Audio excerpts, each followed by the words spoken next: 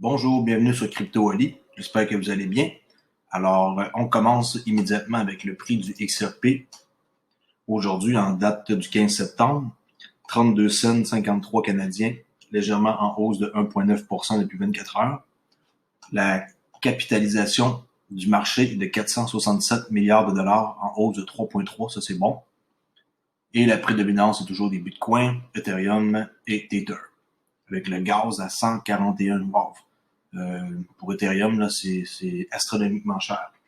Il va falloir qu'ils fassent quelque chose parce que les gens ils vont commencer à arrêter d'utiliser Ethereum.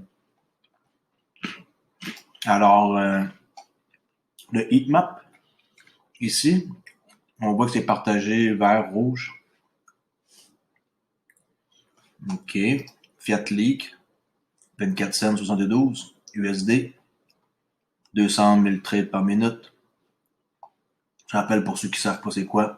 Ici, on voit les fiat money, les devises, l'argent que vous payez en papier là, pour faire des achats. Ça, c'est des gens qui achètent des crypto-monnaies présentement sur le XRP. Vous pouvez voir ça sur tous les autres types de monnaies qu'ils ont ici. Là. Il y en a plusieurs. OK? Moi, vu que ma chaîne parle de XRP, ben, je vais juste vous montrer du XRP. OK? Alors, on voit qu'il y a beaucoup d'échanges quand même là, aux États-Unis et un peu en Asie. Là. Comme par exemple ici 33 000 XRP, 42 000 XRP. Quand il y a des gros blocs, des montants, ben, on les voit. Alors, on commence avec les nouvelles d'aujourd'hui. Le site coingate.com va accepter les paiements en Bitcoin, Litecoin et XRP.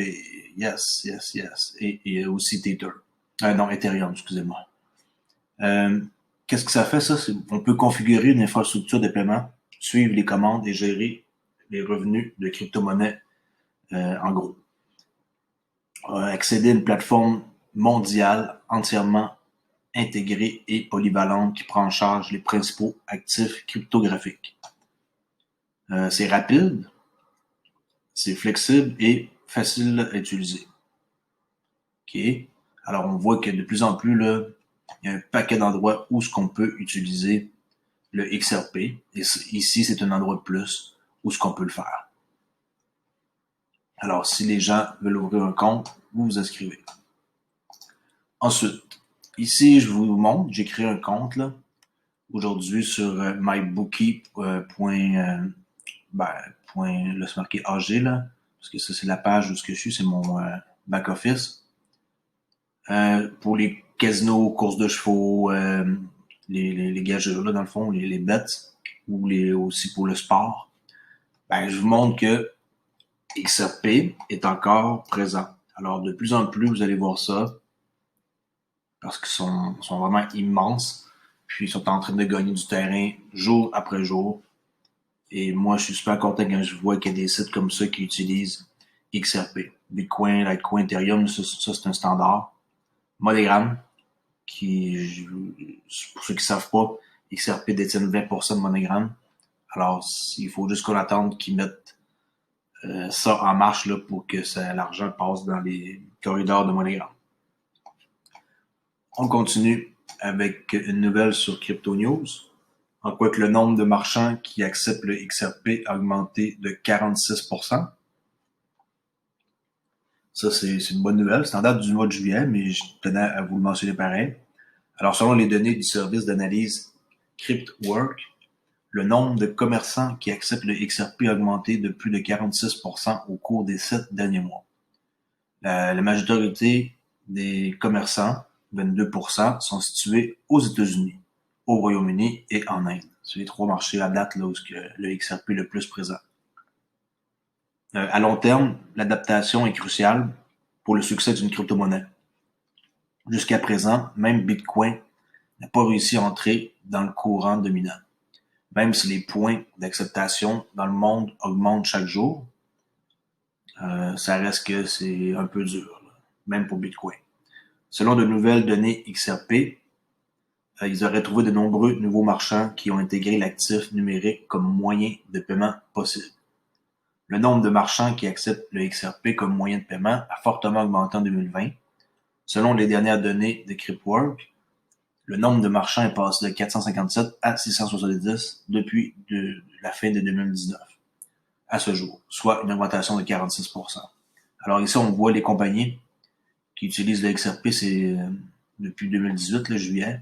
Alors on voit là, que ça fait juste augmenter. Moi, quand je vois ça, ça me fait chaud au cœur parce que je vois que ça fait juste monter.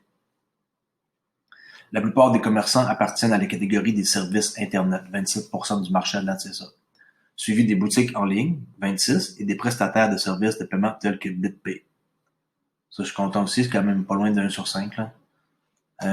On voit là, Internet Service, c'est là qu'il y a le plus de pourcentage, là, 27. OK. Ça va augmenter ici sur le plan gaming. Là. Ça ici, ça devrait prendre beaucoup d'ampleur. Ripple a récemment rejoint l'Open Payment Coalition pour simplifier davantage les paiements dans le monde entier. Le consortium blockchain introduira PID. Vous pouvez aller voir hier, j'ai fait une vidéo, puis j'en parle de PID. Là. Une nouvelle norme de paiement open source qui augmentera l'interopérabilité entre les réseaux de paiement. Il va remplacer les numéros de compte complexes par des numéros courts et faciles à retenir. Je vais vous le montrer pour ceux qui n'ont pas vu la vidéo d'hier. Là.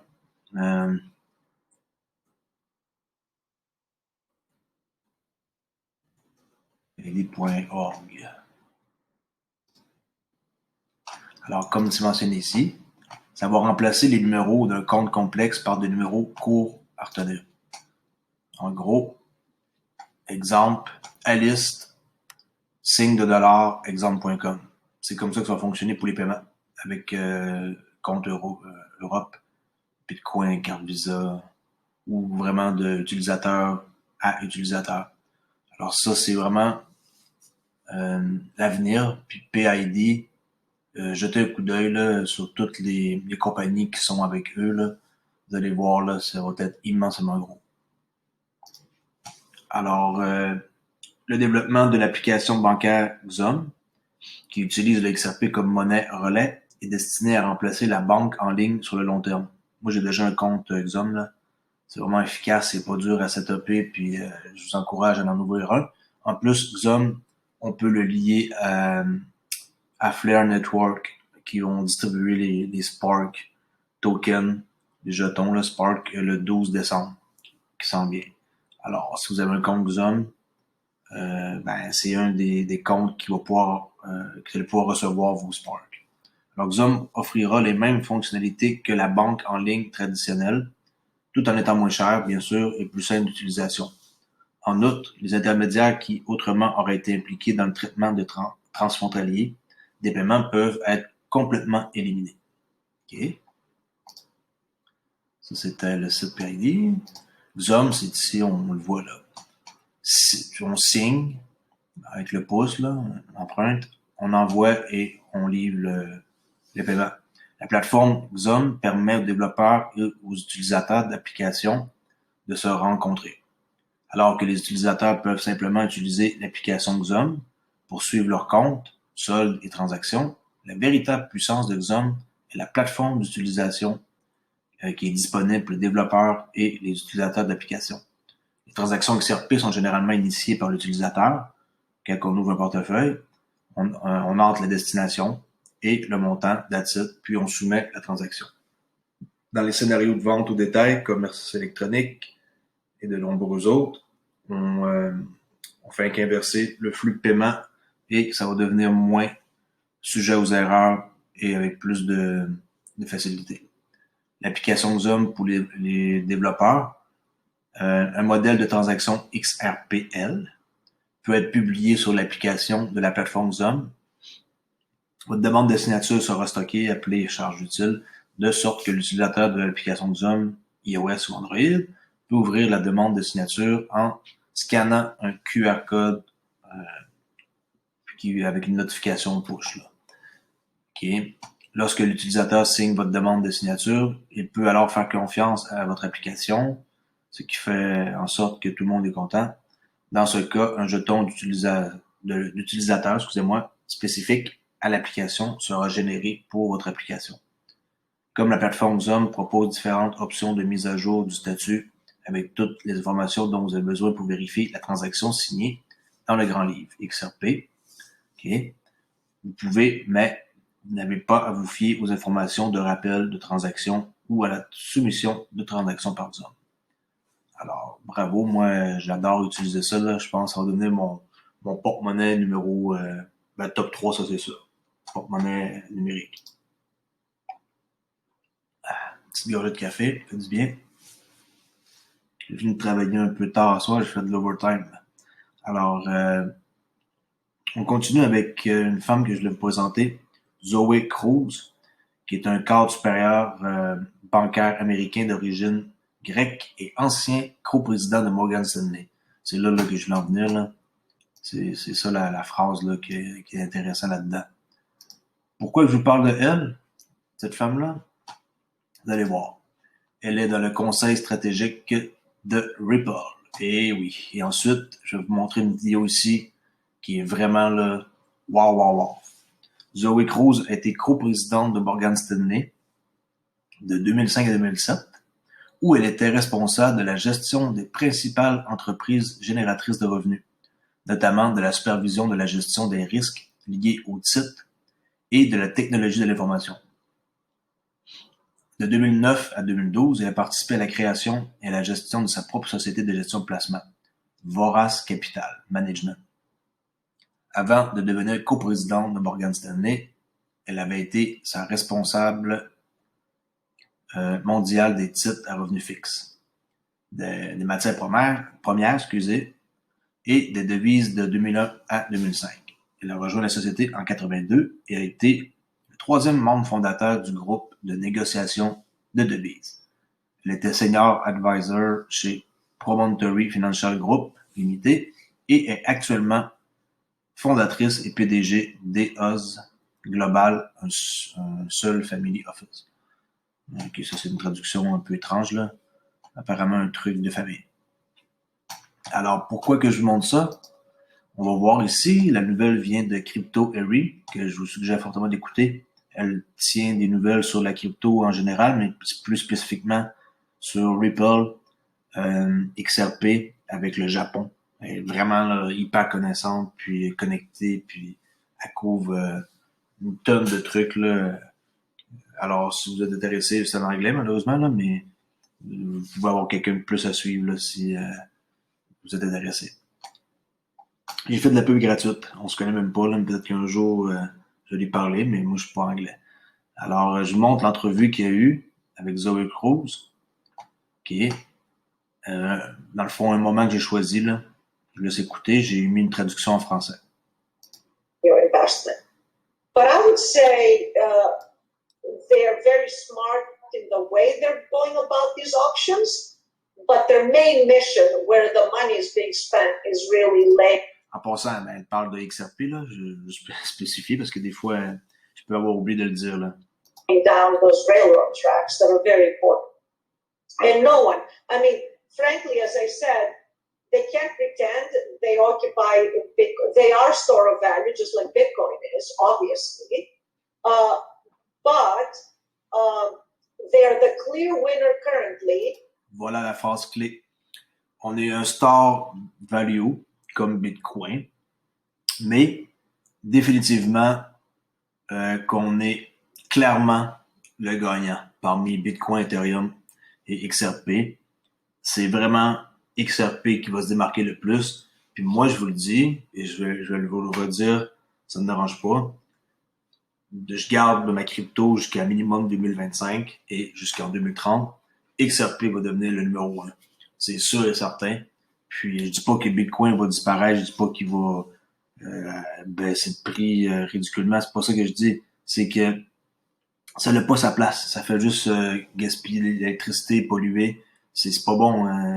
Ça prend du temps à faire une transaction. En tout cas, je peux pas commencer à parler mal comme Bitcoin, mais c'est pas parce que j'en ai pas que je parle mal non plus. J'en ai déjà eu des Bitcoins, puis des fois j'en achète pour faire des transactions. C'est pas ça le problème. Mais ça n'a pas sa place comme ça n'a pas de use case. Qu'est-ce qu'ils font? Tu veux juste utiliser ça pour faire quoi? Tandis que le XRP, on utilise ça comme pont entre deux devises pour un paiement transfrontalier. On va envoyer de l'argent au Vietnam, ça prend 3 secondes, tout le monde est content. Mon cousin là-bas, il a eu 20 $. Ça s'arrête là, fin de la conversation. Alors, comment vous pensez que les banques qui vont adopter XRP, tout est déjà construit le réseau là.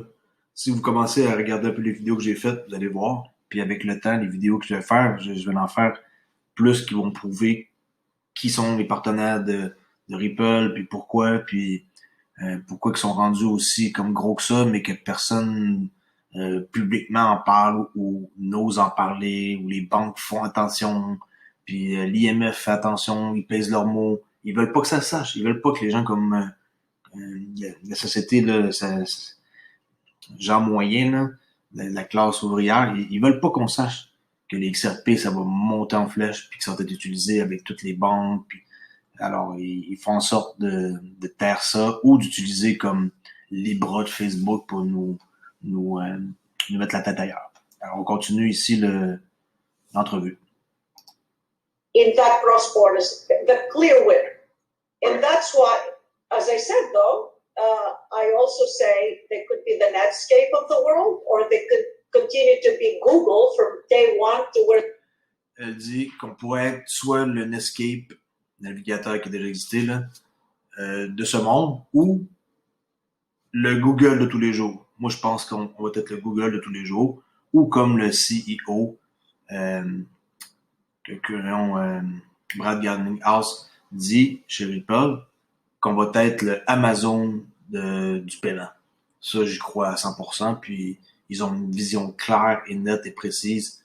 Puis moi, j'ai mis comme 80% de mon investissement dans XRP. L'autre 20%, c'est dans plein d'autres trucs. Puis les autres trucs, je dis pas que j'ai pas confiance, puis que j'ai mis mon argent comme ça à l'aveuglette, mais je sais qu'il va y en avoir plus qu'un winner. Mais les autres blockchain ou compagnies sont bonnes, mais ils n'ont pas les mêmes use cases. Alors, c'est pour ça que j'ai diverti mon argent aussi dans d'autres blockchains. They are today. I like her. Ouais, oh, moi je l'aime beaucoup.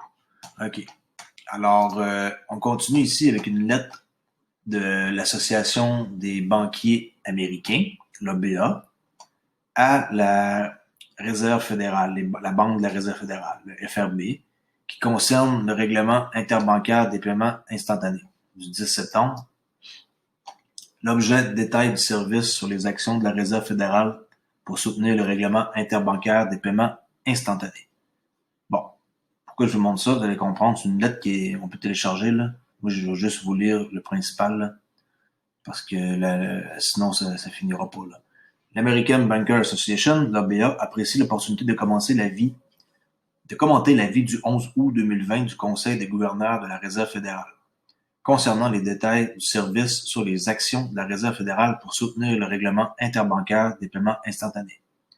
L'ABA soutient l'adoption de paiements plus rapides pour répondre aux besoins des consommateurs et des entités commerciales à travers les États-Unis. Tout ça, c'est à cause de la COVID. Il faut qu'ils trouvent une solution pour faire en sorte que tout le monde va être payé rapidement. Les chèques qu'ils ont envoyés pour stimuler les citoyens des 1200, là, dans la boîte à mal, qu'il y en a qui n'existaient pas, mauvaise adresse, des morts, là, ça marche pas leur affaire. Là. 80% de tous les Américains, ils ont un portefeuille, la possibilité d'avoir un portefeuille électronique. Puis apparemment, pour le 1er janvier 2021, tout le monde va devoir en avoir un pour recevoir de l'argent. L'Association des banquiers américains continue de soutenir l'avancement des technologies de paiement, y compris l'accélération des paiements dans les cas d'utilisation où un règlement rapide profiterait aux clients des banques. La Réserve fédérale travaille activement avec l'industrie pour améliorer le système de paiement depuis 2013. Vous voyez, ça n'a pas d'hier. Là. Les livres blancs et la création du groupe de travail sur les paiements plus rapides par la Réserve fédérale ont contribué à attirer l'attention de l'industrie sur la nécessité de produits de paiement rapides mais sûrs. L'un des résultats de ces efforts a été la création du Real-Time Payment Network, RTP, par The Clearing House. Le Real-Time Payment Network, on va dire juste le RTP, c'est moins compliqué, là, c'est une solution du secteur privé qui traite déjà les transactions directes. Comme ABA l'a déclaré dans ses commentaires précédents, nous recommandons vivement que RTP et FedNow, c'est le monde ne savent pas c'est quoi, vous le montrer. C'est le service que la Réserve fédérale est en train de finaliser, là.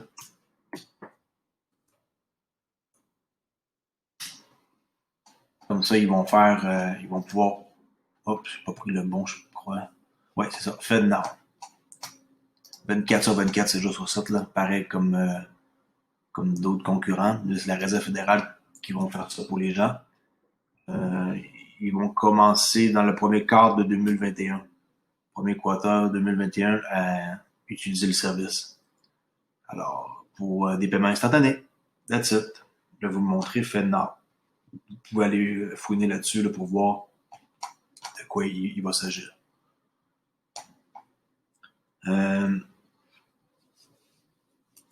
Alors, la possibilité qu'une véritable interopérabilité des paiements lors du lancement de la FedNow a diminué, il devient encore plus important que FedNow et RTP coordonnent les politiques, les procédures et les meilleures pratiques afin que chaque réseau renforce l'un comme l'autre dans le cas du système ACH actuel. Que FedNow peut contribuer à un système de paiement meilleur, plus rapide, plus sûr, qu'il met en œuvre d'une manière coordonnée. Okay? Fait qu'ils vont faire en sorte là, que ça fonctionne.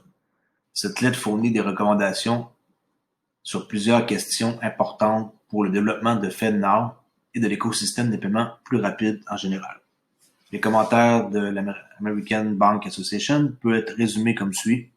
Interopérabilité, institution de dépôt agréée, accès non bancaire à FedNow, minimisation de la disparité entre FedNow et les solutions de services du secteur privé en payant des intérêts sur les comptes groupés et en tirant parti de FedWire comme outil de gestion de liquidité au lieu de créer un autre système redondant. Demande de paiement, rôle des fournisseurs, tarification équitable, répertoire, interface d'application API, le formatage en ISO 20022, ça c'est la norme. Il y a déjà énormément de compagnies, sociétés, des banques qui sont déjà ISO 20022. Puis si t'es pas ISO 20022, oublie ça, ça marchera pas. Là. Il faut absolument que vous soyez ISO 20022 pour avoir une utilisation de paiement en temps réel. C'est ça que ça prend. Alors, service de prévention de la fraude, limite de la valeur, les rapports. Alors, on peut télécharger la lettre là, pour toutes les textes en général. Ensuite, on change de sujet. On s'en va chez VeChain, qui est mon deuxième là, investissement que j'ai fait, puis que je crois que j'ai un winner aussi là, comme XRP. Même si c'est pas un conseil financier, ben présentement c'est quand même très abordable encore. Là. Je crois que c'est dans les 2 cents. Regardez, VeChain.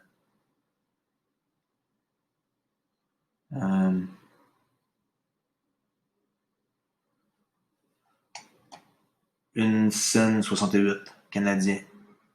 Ça l'a baissé. Moi, je l'ai pogné, je pense, à peu près quasiment 2 cents. Alors, ça l'a baissé, puis... mais c'est pas grave. Ils ont vraiment, mais vraiment un projet solide. Il faut absolument que vous regardiez qu'est-ce que c'est. Juste un exemple. Sur VeChain, qu'est-ce qu'ils font? Exemple, Nike, pour tracer si ton soulier, là, ton espadrille va être une vraie ou pas, avec une puce dans la semelle. Ils viennent de signer après ça avec Walmart pour une entente. J'en ai parlé dans ma vidéo hier. Bon, en tout cas, tantôt j'ai un autre exemple là, avec une société en Chine. Walmart, c'est pour... ouais, c'était pour les Nike, c'est ça. C'est moi qui cherchais BMW pour savoir si votre voiture, elle était authentique. Les voitures usagées, c'est une voiture volée, avec le kilométrage reculé, choses comme ça. Fait qu'ils vont...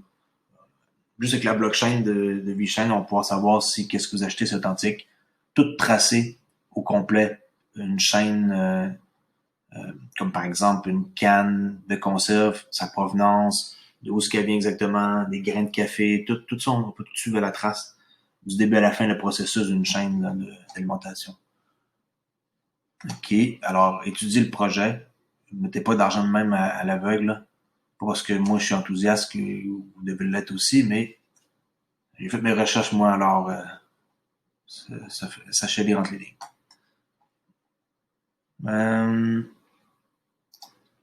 OK, on était rendu à... Ouais, ça. Alors, VeChain signe un partenariat avec Bright Food. C'est le partenariat en Chine, là. OK. Pour intégrer la technologie de blockchain dans les systèmes de gestion interne de Bright Food. Regardez comment c'est gros, là, VeChain, là. L'entente qu'ils ont, là, c'est énorme. Cet accord intègre VeChain Tar, blockchain, dans l'ensemble des systèmes de gestion de la chaîne d'approvisionnement de gestion des données de Bright Food, dans lequel ils contrôlent tout le cycle de vie de leur gamme de produits. Wow!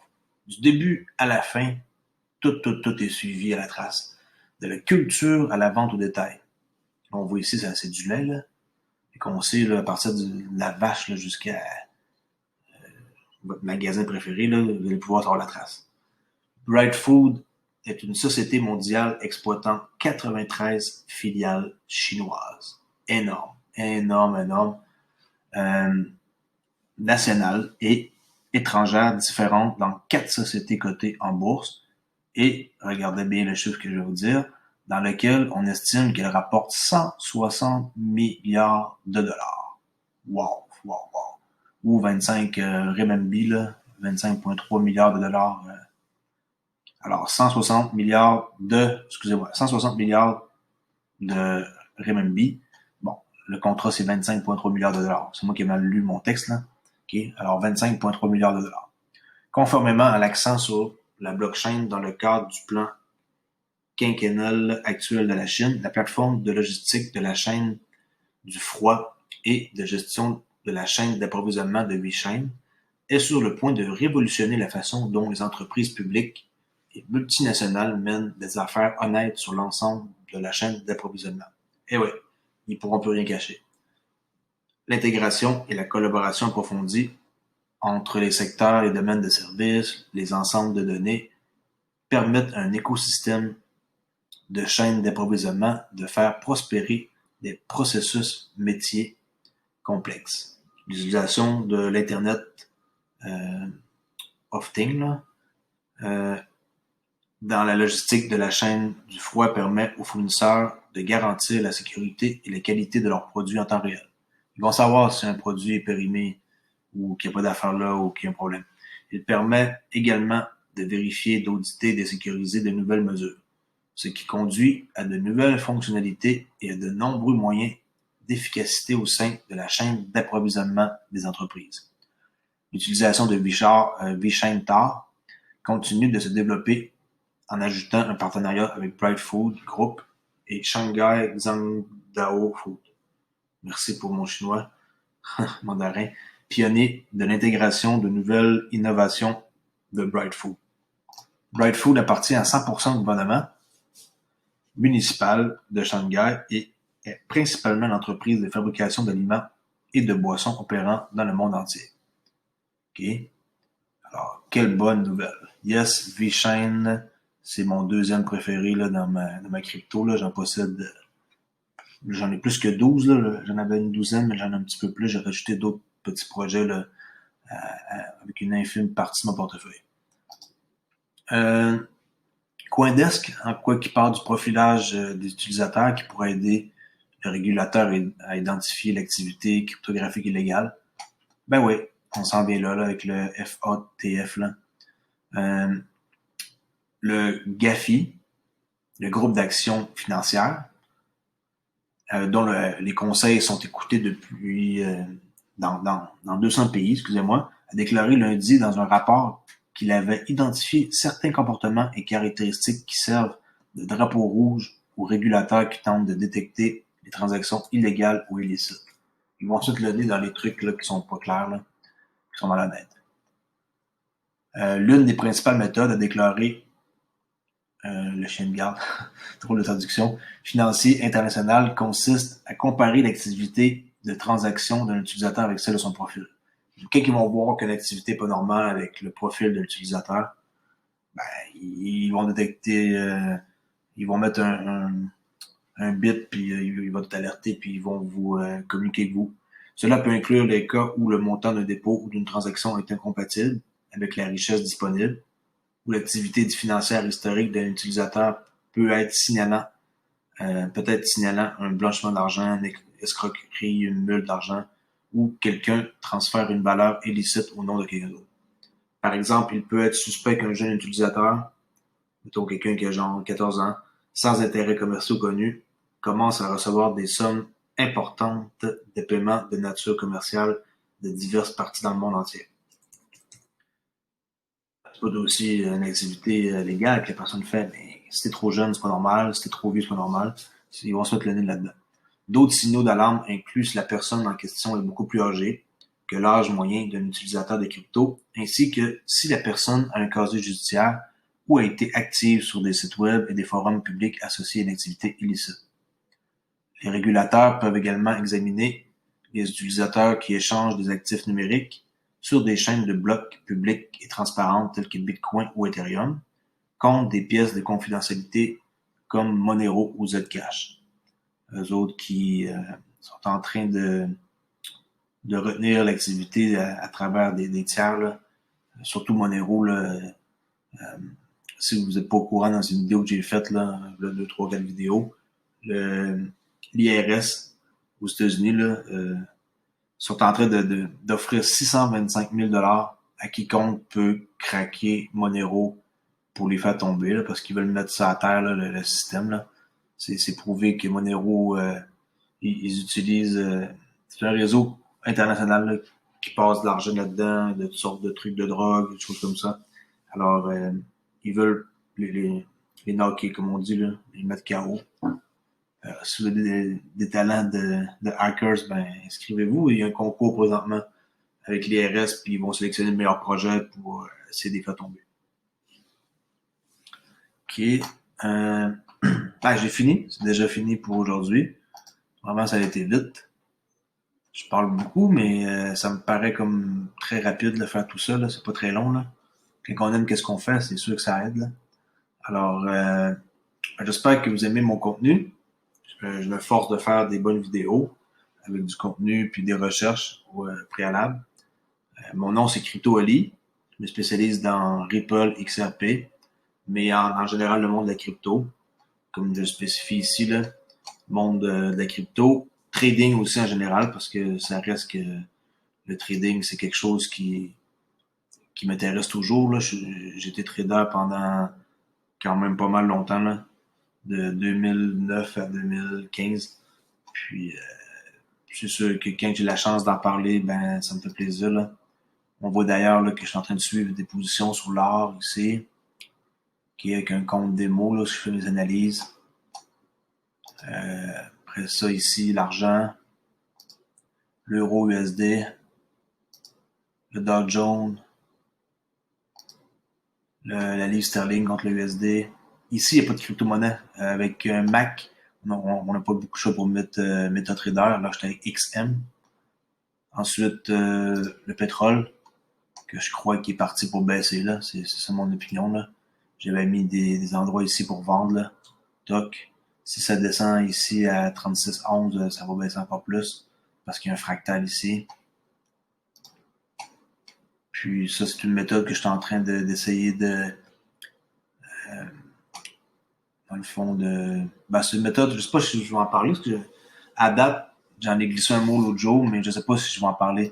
C'est quelque chose que je suis en train de découvrir, puis je crois que je détiens peut-être une information là par rapport au marché financier, la manière qu'ils sont manipulés, puis tout, là, je commence à faire une stratégie, puis apparemment, ça porte fruit, là, aujourd'hui, le matin, je me suis amusé, là, puis encore une fois, ici, sur le Dow Jones, j'aurais pu encaisser l'équivalent de, juste une idée, là, en nombre de points, là. Et ici, il calcule les virgules après ça, là, mais on va juste dire que ça calcule pas les virgules.